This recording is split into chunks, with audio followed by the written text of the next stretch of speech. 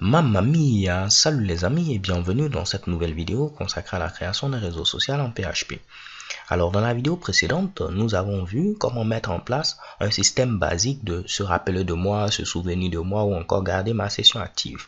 Comme vous l'avez vu, ce système n'était pas du tout sécurisé.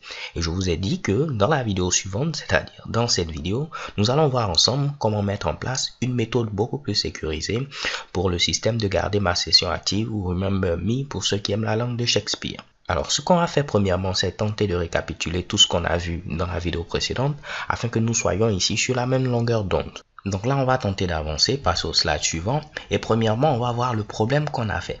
On avait utilisé les sessions. Les sessions sont cool parce qu'elles nous permettaient de pouvoir stocker des informations durant la visite de l'utilisateur. Et en plus de cela, au niveau des sessions, on avait un minimum de sécurité automatique. Le problème qu'on avait eu avec les sessions, c'est que dès qu'on fermait notre navigateur, toutes les informations étaient perdues.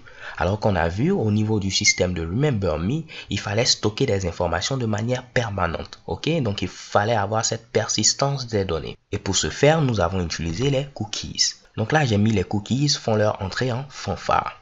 Au niveau des cookies, on avait vu qu'ils résolvaient notre problème, mais en même temps, les cookies venaient avec un autre lot de problèmes. Un problème de sécurité. À ce niveau-là, les cookies n'étaient pas sécurisés. Donc, on pourra modifier le cookies, le supprimer, et ainsi de suite. Donc, il ne faudrait pas stocker à ce niveau-là des informations sensibles. Et nous, on avait stocké, par exemple, l'identifiant de l'utilisateur. Et vu qu'on pouvait modifier cet identifiant-là, automatiquement, on pouvait se connecter avec n'importe quel utilisateur. Donc, ce n'était vraiment pas du tout sécurisé. Donc, passons rapidement au slide suivant et on va voir les manières les plus courantes de voler les cookies. Ok, donc là, j'ai déjà mentionné, les cookies ne sont pas automatiquement sécurisés. Ça, on le sait depuis la vidéo précédente. Ce qu'il faut savoir, c'est que couramment, il y a 4 manières générales de voler un cookie. La première méthode, c'est le packet sniffer. À ce niveau-là, vous avez généralement une personne qui se place au milieu. Donc, à chaque fois que vous envoyez des informations vers le serveur, lui, il est au milieu. Et tant qu'il peut intercepter quelque chose, il va l'intercepter. OK? Donc, on l'appelle the man in the middle. Donc, à ce niveau-là, vous savez, au niveau des réseaux, tout est question de paquets. Donc, ce sont des paquets qui sont envoyés, ainsi de suite. Donc, lui, il va sniffer ces paquets-là et pourra trouver dans ces informations-là les différents cookies de l'utilisateur, ainsi de suite. OK? Donc, généralement, pour éviter ce genre de problème, on a notre site web qui tourne en HTTPS.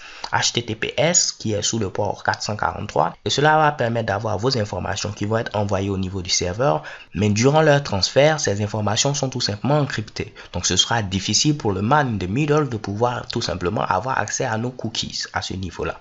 Ok? Donc premier conseil que je peux déjà vous donner, si après vous avez pour idée de mettre ce site web en ligne, il faudra passer en HTTPS, ce qui va permettre de faire en sorte que toutes les informations qui sont envoyées depuis le client au niveau du serveur, ces informations sont encryptées. Par exemple, le login de l'utilisateur, le mot de passe, tout cela ne va pas passer en clair, mais tout cela sera tout simplement encrypté. Ce qui va faire que, même si quelqu'un utilise un logiciel de sniffing, par exemple Wireshark, et ainsi de suite, il ne pourra pas voir les informations en clair. Donc, il aura peut-être des informations, mais ce seront des informations inutilisables. Alors, on passe à la deuxième chose, base de données compromise. Je crois que cela va devenir beaucoup plus clair lorsqu'on va voir la technique qu'on va utiliser pour pouvoir sécuriser tout simplement notre système de Remember Me. Mais à ce niveau-là, je vais vous le dire dès maintenant, on va tenter d'avoir ce qu'on appelle un token. Et le token, c'est tout simplement une chaîne aléatoire qu'on va générer et qu'on va stocker au niveau de la base de données. Et c'est cette chaîne aléatoire qui va nous permettre de pouvoir savoir est-ce que l'utilisateur a décidé de garder sa session active ou non. Donc, on va essayer d'appliquer quelques traitements à cette valeur-là. Donc, lorsqu'on parle de base de données compromise, c'est-à-dire que si on stocke ce token en question en clair au niveau de la base de données, si par mégarde notre base de données est compromise, donc quelqu'un a pu accéder à notre base de données, donc il pourra avoir toutes les informations qui sont au niveau des différentes tables. Alors là, on a un problème parce qu'il pourra avoir tous les tokens qui sont présents à ce niveau et les utiliser pour se connecter en tant que n'importe quel utilisateur. Donc pour résoudre ce problème, qu'est-ce qu'on va faire? On va faire la même chose qu'on avait eu à faire au niveau du mot de passe. Le mot de passe, vous le savez, on ne le stocke jamais en clair au niveau de notre base de données. Le mot de passe est toujours haché. Ce qui fait que même si quelqu'un a accès plus tard à notre base de données, le mot de passe qu'il va avoir, c'est un mot de passe haché et il ne connaîtra jamais le vrai mot de passe de l'utilisateur. Donc pour le token qu'on va utiliser, on ne va pas le stocker en clair, mais on va stocker tout simplement une version hachée de ce fameux token-là. Ce qui va faire que même si notre base de données est compromise, on sera tout de même dans un minimum de sécurité. Autre chose, vous avez la possibilité de voler les cookies en utilisant les failles XSS. Et si vous vous rappelez, lorsqu'on était en train d'implémenter ces fameux Mitsubishi avec 7 cookies, je vous avais parlé du HTTP only. Et ce HTTP only, si on le mettait à true, cela allait faire en sorte que on ne pourra accéder à nos différents cookies qu'en utilisant le protocole HTTP. Ce qui va faire en sorte que l'utilisateur via du JavaScript ne pourra pas ici accéder à nos informations. Et cela allait un tant soit peu nous prémunir des failles XSS. Et de même, depuis le début, je ne cesse de le répéter, il faudrait toujours échapper toute information qui provient de l'utilisateur. Parce que l'utilisateur peut entrer du JavaScript du n'importe quoi et si on ne l'échappe pas, on l'affiche directement, ce code malicieux pourra s'exécuter et bon Dieu, nous sommes tout simplement vulnérables. La dernière méthode pour pouvoir voler un cookie, et la plus simple, c'est de prendre tout simplement l'ordinateur de l'utilisateur en question. Si je suis un peu bon en programmation et je sais que mon ami accède à un site web qui a un système de Remember Me et ce système est mal implémenté comme on l'a vu dans la vidéo précédente, facilement je pourrais avoir accès à son fameux cookie et qu'est-ce que je peux faire? Je peux faire du n'importe quoi au niveau de son compte, ok? Mais ce qui est vraiment dommage dans cette histoire, c'est qu'il y a encore des sites web qui utilisent l'ancienne technique que je vous ai présenté dans la vidéo précédente. Donc stocker des informations sensibles de l'utilisateur au niveau des cookies.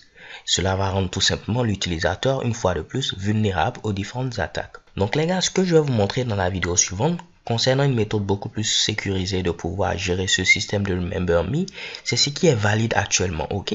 Donc comme vous le savez, la sécurité c'est quelque chose qui avance très vite. Donc pendant que vous regardez cette vidéo, donc si vous la regardez peut-être plus tard, il faudrait faire des recherches pour voir si cela est toujours valide. Parce que généralement c'est ce qu'on ne fait pas et on se dit que c'est toujours ce qui est bon et on utilise la même chose et on laisse les utilisateurs qui sont tout simplement vulnérables à différentes attaques. Donc de grâce, si vous regardez plus tard cette vidéo, tapez sur Google meilleur moyen de pouvoir implémenter le système de Remember Me ou tapez-le tout simplement en anglais, vous aurez ici les meilleurs résultats. Donc passons au dernier slide. Donc là j'ai tenté tout simplement de montrer les différentes étapes que nous allons suivre afin de pouvoir implémenter notre système à nous de Remember Me.